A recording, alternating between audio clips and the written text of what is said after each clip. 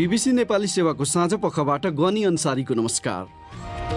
आज कार्यक्रममा नेकपाको स्थायी कमिटी बैठकको पूर्व सन्ध्यामा शीर्षस्थ नेताहरूबीच भएको छलफल निष्कर्षविहीन, विभिन्न खालका बसाइहरू भएका छन्। मूलत भोलि स्थायी कमिटीको बैठक केन्द्रित बसाइहरू नै हुन्, तर निष्कर्षमा केही पनि पुग्ने काम भएको छैन।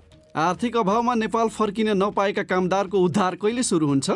कार्यविधिको हामी नियोगहरू पठाउँछौँ, त्यो अनुसार मान्छे यकिन गरेर नियोगले प्रमाणित गरेपछि सुरु भइहाल्छ। यो दिनदेखि नै भन्ने छैन, तत्कालै सुरु भइहाल्छ। यो रोजगार समन्वय महाशाखा प्रमुख उमेश ढुङ्गाना, नेपालमा बिहिबार थप 167 जनामा कोरोना भाइरस संक्रमण र अन्तर्राष्ट्रिय प्रसङ्गमा कोरोना भाइरस विरुद्धको खोप बनाइरहेकामाथि रुस सम्बद्ध ह्याकरद्वारा साइबर हमला गरिएको 3 देशको आरोप।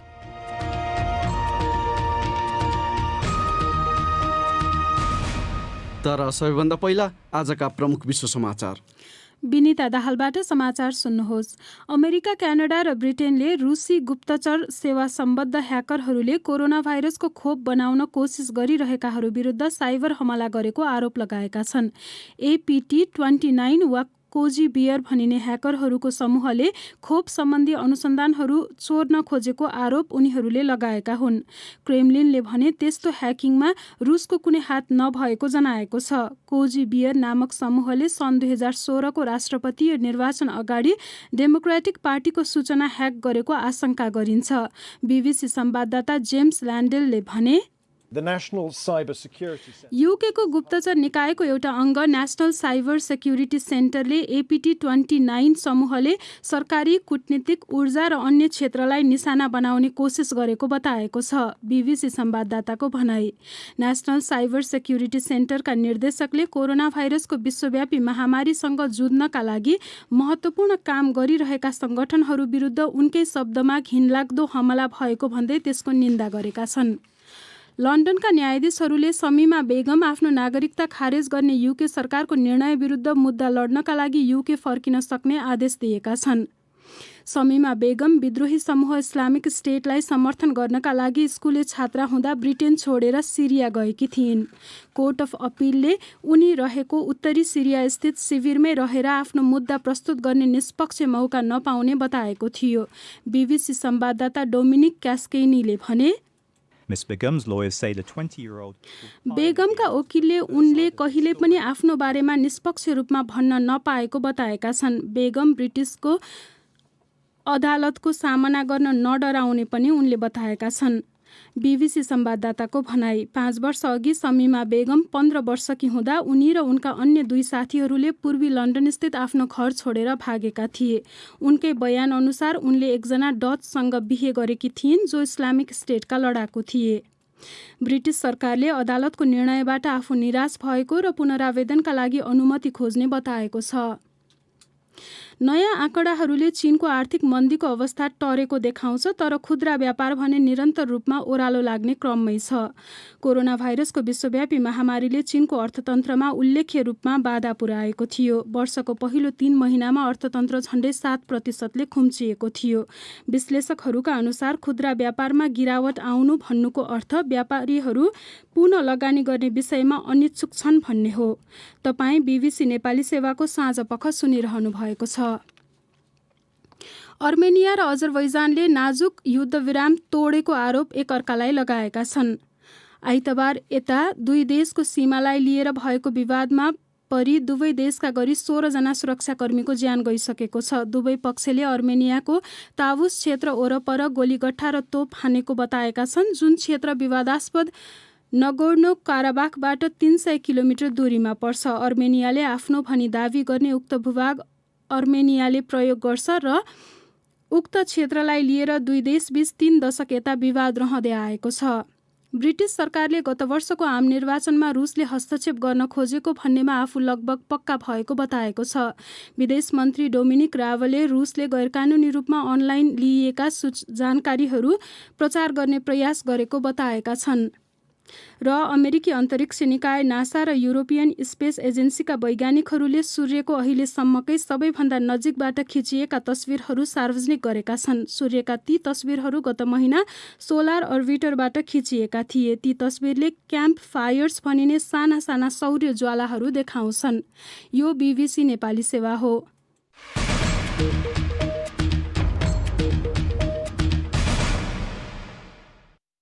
साँझपखमा पुनः स्वागत छ।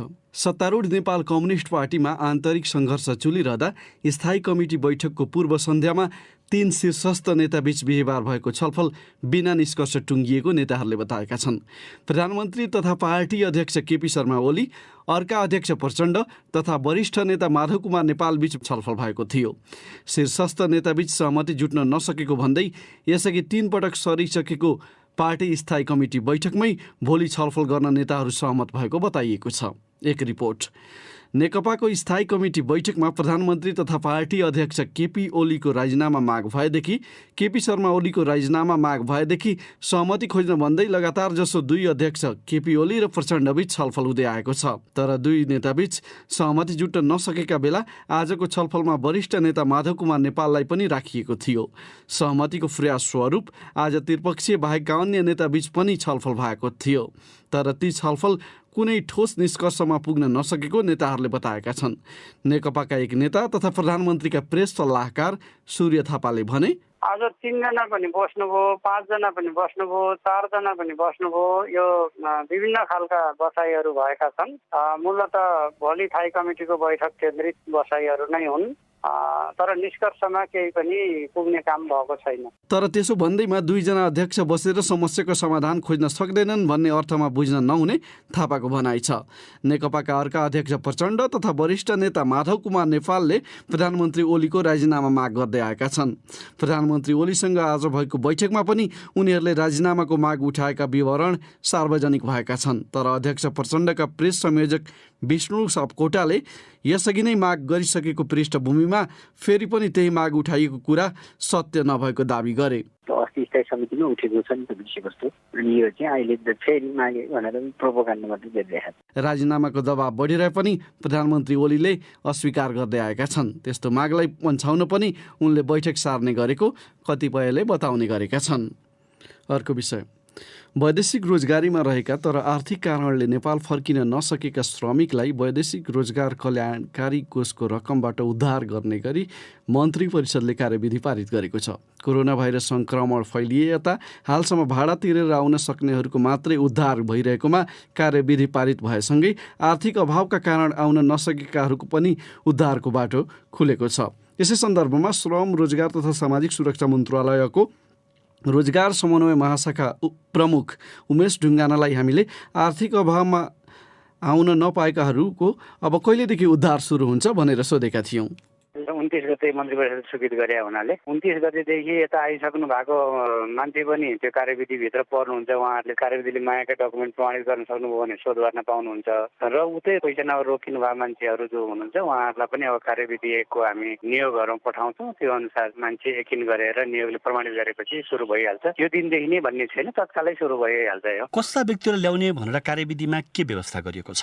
कार्यविधिले अब कस्ता व्यक्ति चाहिँ यसको मापदण्ड पर्छन् भन्दाखेरि विशेष गरी के अब सबै हिसाबले श्रम स्वीकृति लिएर जो जानुभएको छ ती मान्छेहरू त्यसमा पर्छन्। र त्यहाँभित्र पनि जो त्यो देशको सरकार अथवा रोजगारदाता अथवा आफ्नो कामको प्रकृति अथवा आफूले टिकट काट्न नसक्ने जो 3टा क्याटेगोरी नपर्ने हुनुहुन्छ उहाँहरूलाई चाहिँ यो कार्यविधिले समेट्छ। अब कुनै पनि व्यक्तिले चाहिँ म यस्तो खालको हुँ भनेर भन्नका लागि कागजात पनि पेश गर्नुपर्ने होला। कस्ता कागजात चाहिँ दिनुपर्ने भन्ने व्यवस्था के गरिएको छ? यस्तो छ, अब सुरुमा त उसले चाहिँ आफू सक्दिन भन्ने जुन घोषणा गर्छ त्यो हो कि होइन भन्ने कुरा हाम्रो नियोगले पनि र उसलाई जुन यहाँ नेपालबाट जुन चाहिँ रिक्रुटिङ एजेन्सी म्यान पावरले पठाएको छ उसले पनि त्यहाँको रोजगारदातासँग समन्वय गर्छ। र त्यो समन्वय गरेर रोजगारदाता टाट पल्टेको हो, पैसा तिर्न नसक्ने अवस्था हो र त्यहाँको सरकारले गर्न नसक्ने हो भन्ने कुरा नियोगले यकिन गर्छ। त्यो यकिन गरेको प्रमाणित गरेपछि त्यो मान्छेको क्याटेगोरीभित्र पर्छ। विभिन्न देशका नियोगहरूले योभन्दा अगाडि फर्किन चाहने नेपालीहरूको सूचीका लागि भनेर आवेदन दिन भनेका थिए। ती आवेदन दिएका बाहेकका अहिले अब यो कार्यविधि पारित भइसकेपछि अरू नयाँले चाहिँ आवेदन दिन पाउँछन् कि पाउँदैनन्? होइन, आवेदन त वास्तवमा रोकिएकै छैन, किनभने यो महामारी छँदैछ। महामारीको समयमा अब रोजगार गुमाउने क्रम पनि कतिपय निरन्तर पनि छ। कतिपयले चाहिँ आफ्नो जुन कम्पनीमा कार्यरत थियो त्यो कम्पनी चालु भएको हुनाले दिइसके निवेदन पनि फिर्ता गरेर काममा बसेको अवस्था पनि छ। दुईटै अवस्था छ, रोकिएको छैन। उहाँहरू निवेदन दिन पाउनुहुन्छ। त्यो यकिन गरेपछि मात्रै अनि उडानका तालिकाहरू तय हुने होलान्? उडानका तालिका अलरेडी तय छ। ती भित्र चाहिँ उहाँहरूको पर्ने विशेष नियोगले प्राथमिकरणका सूची पनि छ। त्यो सूची समेतको आधारमा कुन उडानमा कसरी राख्ने भन्ने कुरा यकिन गर्छ। यस्तो बेलामा चाहिँ कतिपय कतिपय व्यक्तिहरूलाई जुन देशमा छन् त्यहाँ आफ्नो नियोगसम्म पुग्न नसक्ने अवस्था पनि होला।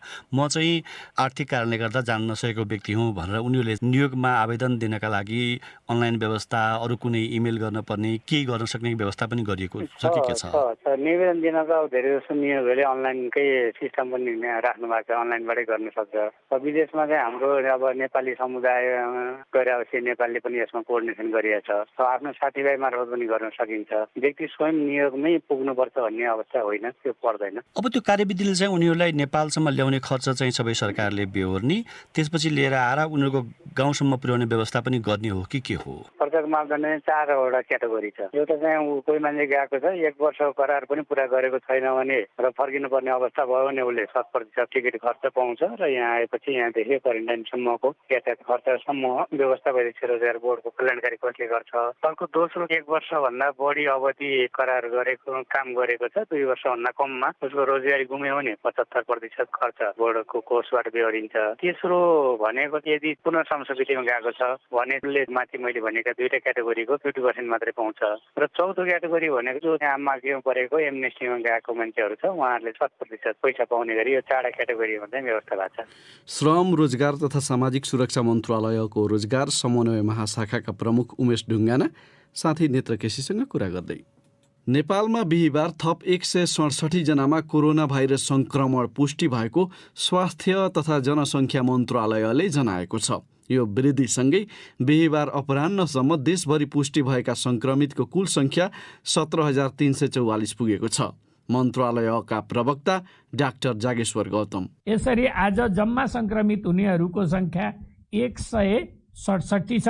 हाल सक्रिय संक्रमितको संख्या 6,056 छ र आजसम्म संक्रमण मुक्त भई जाने र सक्रिय संक्रमित गरी जम्मा 17,344 जना हुनुहुन्छ। विगत 24 घण्टामा 213 जना निको भएर घर फर्किएको मन्त्रालयले जनाएको छ। गत असार 19 गते सर्वाधिक 740 जनामा संक्रमण पुष्टि भएको थियो। विगत 24 घण्टामा PCR विधिबाट 4,981 वटा परीक्षण भएको मन्त्रालयले जनाएको छ।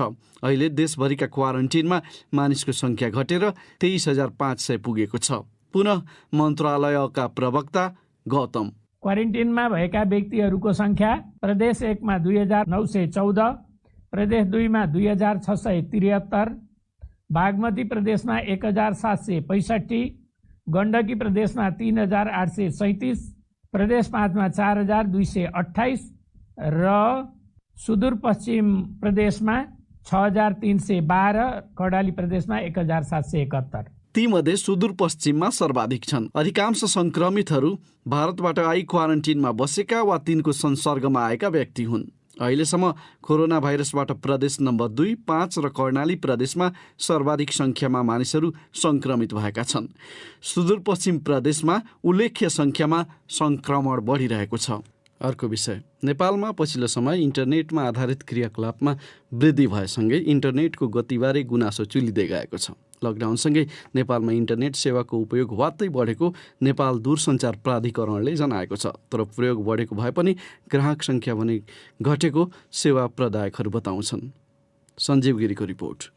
लकडाउन सुरु हुनु अघिको समयसँग तुलना गर्दा नेपालमा इन्टरनेटको अन्तर्राष्ट्रिय ट्राफिकमा 25% र स्वदेशी ट्राफिकमा 50% वृद्धि भएको नेपाल दूरसञ्चार प्राधिकरणले जनाएको छ। इन्टरनेटको उपयोग बढेसँगै पछिल्ला केही हप्ताहरूमा गुणस्तरबारे प्रश्न उठेको देखिन्छ। सेवा प्रदायकहरूले बाचा गरे बमोजिम गति उपलब्ध नहुने अधिकांशको गुनासो छ। ती गुनासाबारे आफूहरू जानकार रहेको र ग्राहकसँग गरिने सम्झौतामा उनीहरूले प्राप्त गर्ने गतिबारे प्रष्ट रूपमा जानकारी गराउनुपर्ने व्यवस्था गरिन लागेको बताउँदै प्राधिकरणका प्रवक्ता मीन प्रसाद अर्याल भन्छन्, हामीले अहिले एउटा कार्यदल बनाएको छौँ होइन, त्यो ग्राहकसँग गर्ने सम्झौतामा प्रश्न यो कुरा राख्नुपर्छ।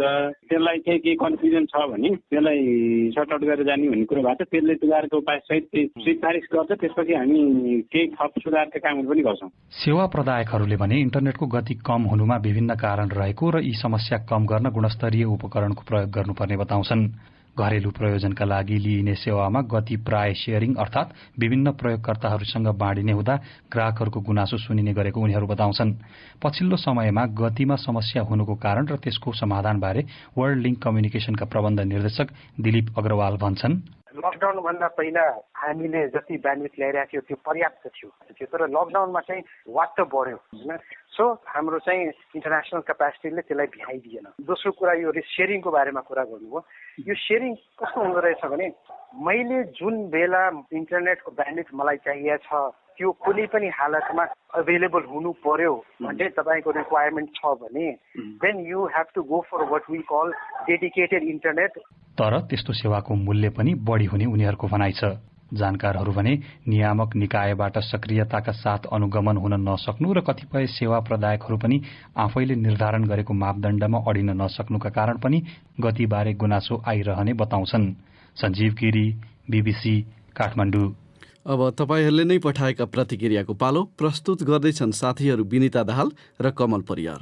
महालेखा परीक्षकको कार्यालयको प्रतिवेदनमा आर्थिक वर्ष 2075-76 सम्म नेपालको सरकारी खर्चमा 6.64 खर्ब रुपैयाँ बेरोजगारी देखाएको छ। यो रकम देशको कुल गारस्थ उत्पादनको 21% जति हो। सरकारी खर्चमा हुने अनियमितता र बेरोजगारी बारे तपाईँको धारणा के छ भनी आज हामीले सामाजिक सञ्जाल फेसबुक र ट्विटरमा राखेको प्रश्नमा हामीलाई थुप्रै प्रतिक्रिया प्राप्त भएका छन्। तीमध्ये केहीलाई यहाँ प्रस्तुत गरेका छौं। माधव पुडासाइनीले लेखेका छन्, सक्षम र क्षमतावानलाई किनारा लगाई भागबण्डा तथा चन्दा सहयोगको आधारमा देशको नीति निर्माण तहका उच्च पदमा असक्षम र प्रशासनिक ज्ञानको अभाव भएका व्यक्तिलाई राजनीतिक नियुक्ति दिने परिपाटी नै सरकारी खर्चमा हुने अनियमितता र बेरोजगारी बढ्नुको प्रमुख कारण हो। आर्थिक अनुशासन तथा सुशासन कायम हुन नसके देशको आर्थिक क्षेत्र नै तहस नहस हुने सम्भावना बढेर जानेछ। विशाल रेग्मीले लेखेका छन्, देशको विकासका नाममा हुने अनियमितता रोक्नका लागि सरकार नै बलियो हुनुपर्छ।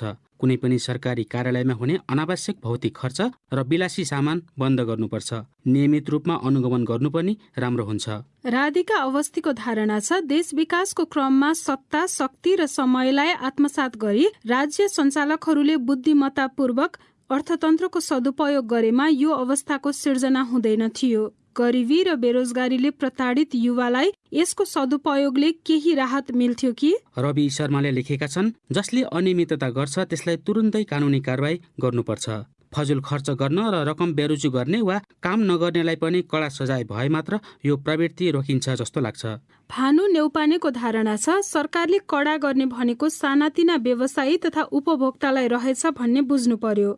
सरकार आफैमा अनुशासित छैन, त्यसैले गर्दा व्यवसायी र उपभोक्ता कसरी कर तिर्न उत्प्रेरित हुनु र देशको अर्थतन्त्रमा सुधार आउनु। कर तिरेको सदुपयोग भए पो चित्त बुझ्थ्यो।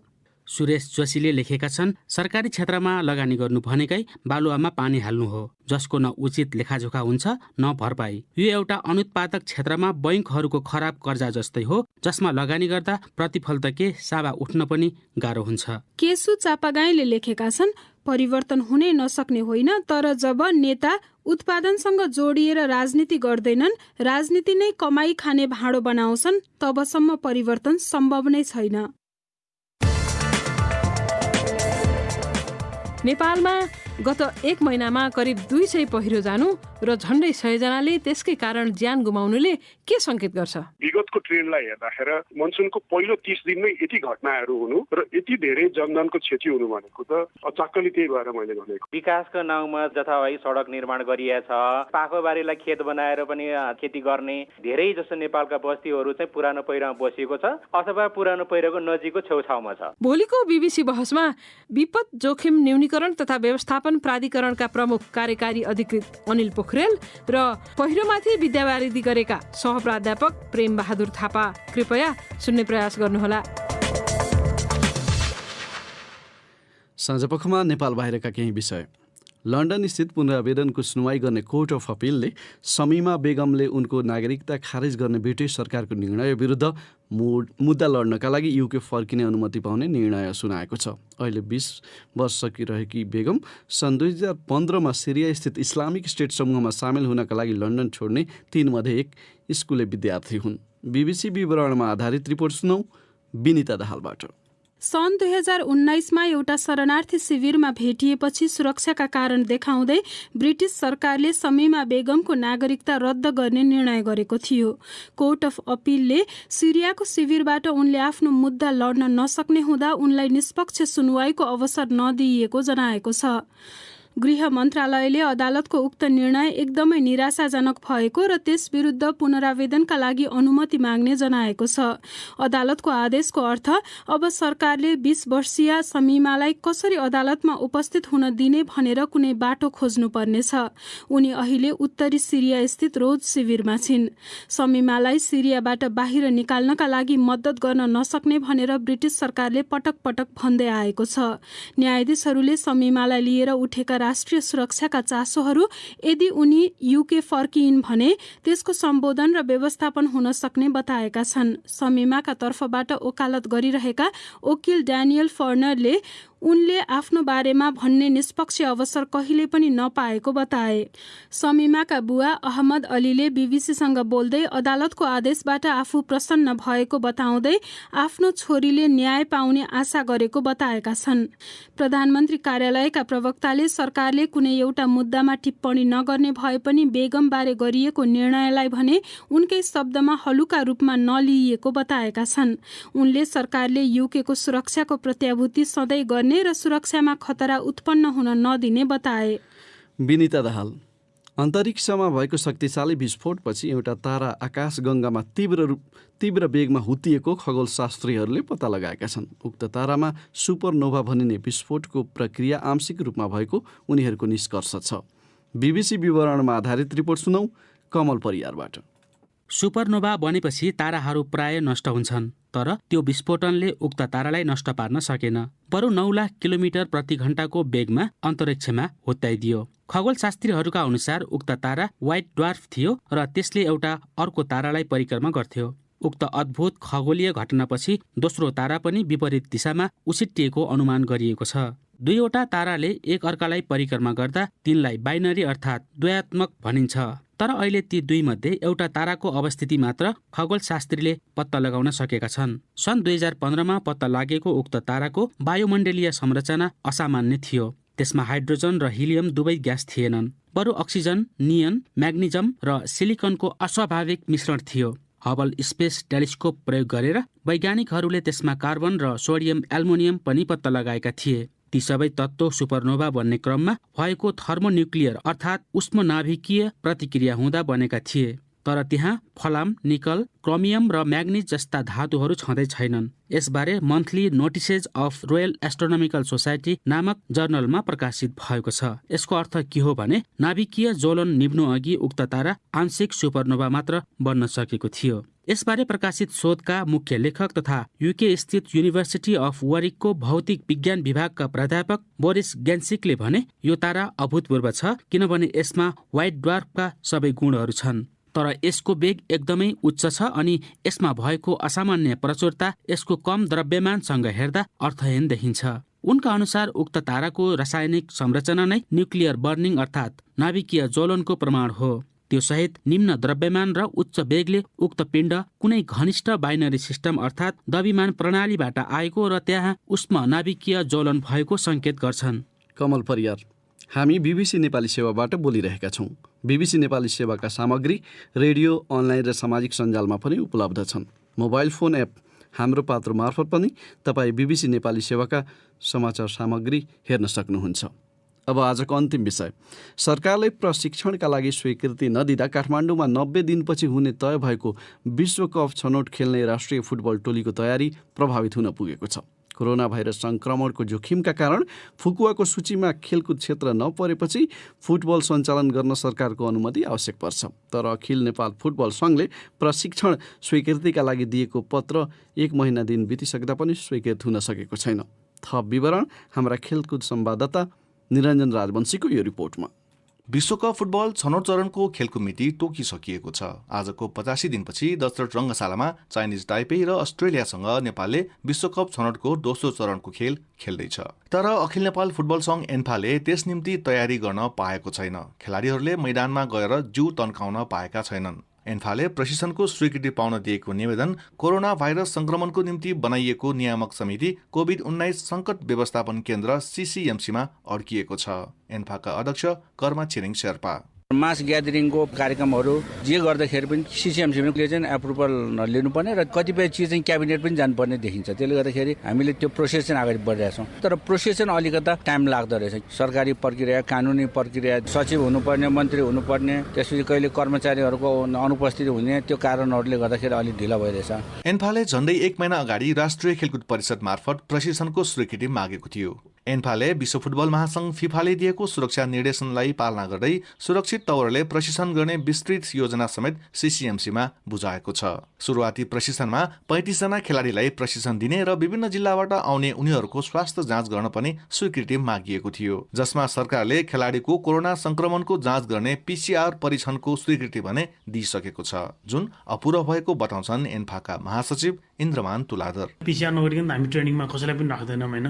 ट्रेनिङ स्टाफहरू, प्लेयरहरू, त्यसपछि कोचहरू जोसुकै होस् हैन, होस्टेलको स्टाफ चाहिँ जम्मै चाहिँ हामी पीसीआर गरेर मात्र उनीहरूसँग चाहिँ इन्भल्भ गराउँछौँ। त्यो भएको हुँदाखेरि चाहिँ हामीले पीसीआरको स्वीकृति चाहिँ पायौँ। अब पीसीआर गरेर फेरि ट्रेनिङ सुरु गर्न पाएन भनेदेखि त के अर्थै रहँदैन हैन। काठमाडौँमा हुने विश्वकप छनौट खेलका थुप्रै विशेषताहरू छन्। भूकम्पले भत्काएको दशरथ रङ्गशालामा 5 वर्षपछि अन्तर्राष्ट्रिय फुटबल हुन लागेको हो। अस्ट्रेलियासँग पहिलो पटक नेपालमा खेल्न लागि हो। विश्वकप छनौटको दोस्रो चरण बारम्बार खेल्न पाउने अवसर पनि होइन। त्यसैले नेपालमा राम्रो फुटबल पस्किने योजनामा खेलाडीहरू देखिन्छन्। अस्ट्रेलियामा गएर खेल्दा नेपाल 0 विरुद्ध 5 गोलले पराजित भएको थियो। त्योभन्दा राम्रो नतिजा घरेलु मैदानमा दिने दबावमा पनि खेलाडीहरू छन्। यस्तो परिस्थितिमा विदेशमा जस्तै सरकार नै सहयोगको लागि अगाडि सर्नुपर्ने कति भएको भनाइ छ। तर नेपालमा त्यो संस्कार विकास नभइसकेकोले पनि सरकारी पहलमा उदासीनता देख्छन् फुटबल विश्लेषक सञ्जीव मिश्र। युरोपका धेरै देशहरूमा लिग सञ्चालन गर्नको लागि राष्ट्रपतिबाट, प्रधानमन्त्रीबाट आदेश भएर पनि हैन त्यो लेभलबाट फुटबल सञ्चालन गर्नको लागि चाहिँ निर्णयहरू भएको छन्। त्यसकारणले हाम्रो फुटबलको विकास प्रवर्धनको लागि पनि सरकारबाट चाहिँ चाँडोभन्दा चाँडो चाहिँ विश्वकप छनौटको फुटबल गर्ने वातावरण चाहिँ मिल्न पर्छ भन्ने जस्तो मलाई लाग्छ। सिसिएमसीका अधिकारीहरू भने खेलकुद क्षेत्र लकडाउनको सूचीमा नै रहेको विषय भएकोले त्यस निम्ति मन्त्री परिषदको निर्णय आवश्यक रहेको तर्क गर्छन्। सिसिएमसीका सचिव महेन्द्र गुरागाई प्रतिबन्ध लागेका आइटमहरू मध्ये एउटा खेलकुदका क्रियाकलापहरू छ। अनि साउनको 6 गतेसम्मलाई निर्णय कायम छ। अब 6 गते पछि अब लकडाउनको मोडालिटीमा केही हेरफेर हुन्छ होला, त्यो बेला मात्रै उहाँहरूको निर्णय हुन्छ होला। क्याबिनेटले गर्ने हो यो। एन्फासँग मन्त्री परिषदको निर्णय पर्खिनुको विकल्प देखिँदैन। यी बाहेक विश्वकप छनौट सञ्चालनका अन्य थुप्रै चुनौतीहरू पनि एन्फा सामु देखिन्छ। एन्फाले अब रङ्गशालामा दर्शक राखेर वा खाली रङ्गशालामा फुटबल आयोजना गर्ने भन्ने विषयमा पनि सरकारको निर्णय कुर्नुपर्ने देखिन्छ। निरञ्जन राजवंशी, बीबीसी काठमाडौँ। अब अन्त्यमा प्रमुख विश्व समाचार संक्षेपमा। अमेरिका, क्यानाडा र ब्रिटेनले रुसी गुप्तचर सेवा सम्बद्ध ह्याकरहरूले कोरोना भाइरसको खोप बनाउन कोसिस गरिरहेकाहरू विरुद्ध साइबर हमला गरेको आरोप लगाएका छन्। फरक प्रसङ्गमा ब्रिटेनले गत वर्षको आम निर्वाचनमा रुसले हस्तक्षेप गर्न खोजेको थियो भन्नेमा आफू लगभग पक्का भएको बताएको छ। लन्डनस्थित पुनरावेदनको सुनवाई गर्ने कोर्ट अफ अपिलले समीमा बेगमले उनको नागरिकता खारेज गर्ने ब्रिटिस सरकारको निर्णय विरुद्ध मुद्दा लड्नका लागि युके फर्किने अनुमति पाउने निर्णय सुनाएको छ। अर्मेनिया र अजरबैजान बीच पुनः लडाईँ सुरु भएको छ। दुवैले युद्धविराम तोडेको आरोप एकअर्कालाई लगाएका छन्। नयाँ आँकडाहरूले चीनको आर्थिक मन्दीको अवस्था टरेको देखाउँछ, तर खुद्रा व्यापार भने निरन्तर रूपमा ओह्रालो लाग्ने क्रममै छ। र अमेरिकी अन्तरिक्ष निकाय नासा र युरोपियन स्पेस एजेन्सीका वैज्ञानिकहरूले सूर्यको अहिलेसम्मकै सबैभन्दा नजिकबाट खिचिएका तस्बिरहरू सार्वजनिक गरेका छन्।